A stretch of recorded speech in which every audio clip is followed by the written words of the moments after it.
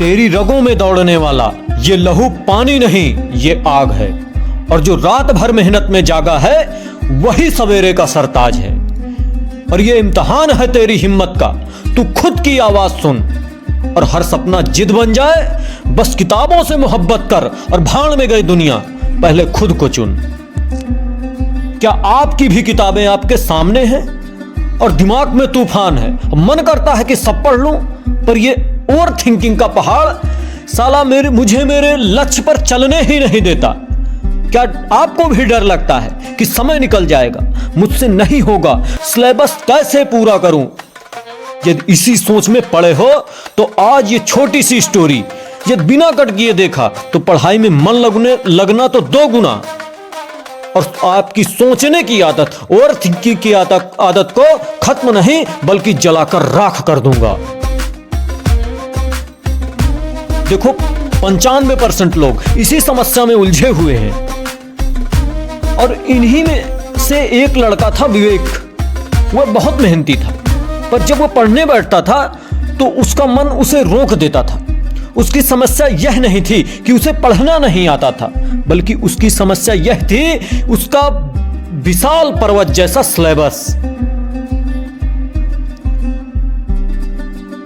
उसे बस यही लगता था कि इतनी किताबों को मैं कैसे खत्म करूंगा, कैसे याद करूं, कहीं फेल ना हो जाऊं, और यही सोचकर साला हताश रहता था। इसी समस्या का हल ढूंढने वो एक दिन विश्व विख्यात गुरु के पास गया और उनके पास जाकर बड़े ही विनम्र भाव से बोला कि बाबा, मैं बहुत ही हताश हूं, मैं कहीं अपने आप को किसी मोड़ पर ना लेके चला जाऊं जिसमें फिर लौटना मुश्किल हो जाए। तो बाबा जी ने बोला क्या बात है? तो बोला कि मैं पढ़ाई का डेली टारगेट बनाता हूं, लेकिन जैसे ही मैं किताबें खोलता हूं उसका सिलेबस देखकर मेरा मन बेकार हो जाता है, पढ़ने से दिमाग हट जाता है, मैं बिल्कुल हार जाता हूं। बाबा हंसने लगे और एक कंकड़ उठाया और बोला ये लो, इसको देखो ये क्या है। तो उसने बोला क्या है? ये तो कंकड़ है। तो बोला ये वही पर्वत है जो सामने दिख रहा है, ये एक एक कंकड़ों को मिलाकर पर्वत बना है। तुम ऐसे कंकड़ एक दिन बिनो, एक तुम चट्टान क्रिएट कर दोगे। और जब कई सालों तक ऐसे ही बिन बिन कर डालते रहोगे तो तुम एक अपना स्वयं का पहाड़ बना दोगे। सेम उसी तरीके यदि तुम अपने सिलेबस को पूरा भ्रमण ना करो, पूरे सिलेबस में ना घूमो, बल्कि सिर्फ एक सब्जेक्ट उठाओ, उसका एक चैप्टर प्रतिदिन खत्म करो और यह करते रहो, यदि तुम्हारा कुछ ही दिनों के अंदर एक सब्जेक्ट बिल्कुल जड़ से न खत्म हो जाए तो वो कहना।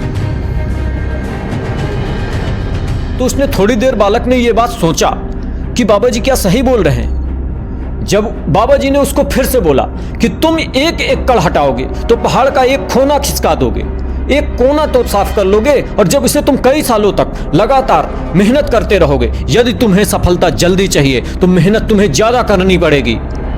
यदि तुम्हें सफलता जल्दी चाहिए तो एक चैप्टर नहीं बल्कि 2 चैप्टर का टारगेट बनाओ, और जब वो 2 चैप्टर तुम आसानी से पूरे करने लगो तो फिर 4 का बना लो, और यही प्रक्रिया तुम कंटिन्यू करो, एक दिन तुम्हें महान विजेता बना देगी।